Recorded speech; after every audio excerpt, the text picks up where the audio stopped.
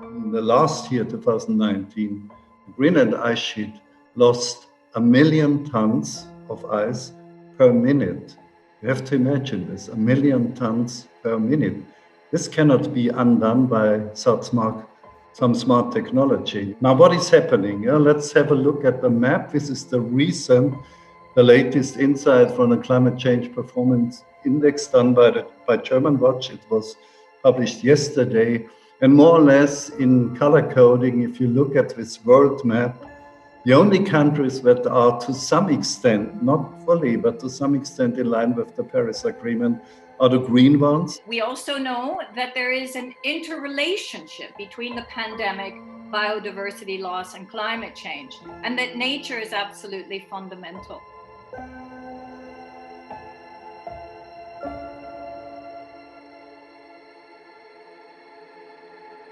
We all know also our life and livelihood are dependent from nature. We are dealing with two crises, self-reinforcing, so that as the Pope says, really nobody emerges from a crisis the same way. Indeed, we should endeavor not to emerge from crisis the same way. That means we need to learn the lessons of the crisis we've just gone through. If we do not protect nature, we cannot build a sustainable economy, because we are seeing that the economies are crashing around all the world. Maybe they can build a solution through technology, but they cannot rebuild the nature. Who will rebuild the nature are the peoples who are living on it.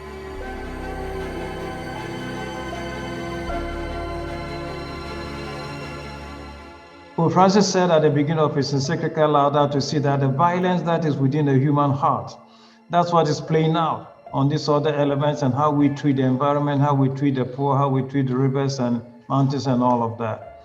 And that is the big thing that the Holy Father invites us. So his call to ecological conversion invites us all first to recognize our role as ecological citizens.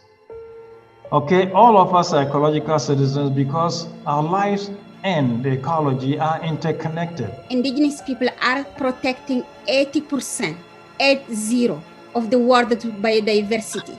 And we are just like 5% of the world populations. We have like a huge knowledge around all the ecosystem that we live in it.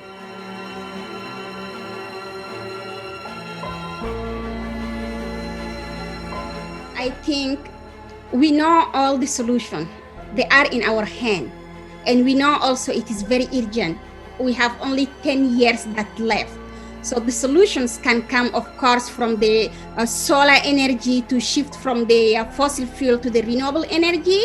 But the solution also can come from the leadership, the political leadership that we wanted to change. And then we saw when the people stand up. Every crisis obliges us to replan our journeys. Every crisis invites us to build new models, to reject questionable conduct of life and practice and engage in new ones. So it's a time to reimagine, to replan, and to set new models. Our mission is a mission to save this home that we call planet Earth. And that, I think, unites all of us, no matter what faith, no matter what color, no matter what culture, no matter what disposition. We are all united, and we must be in this challenge.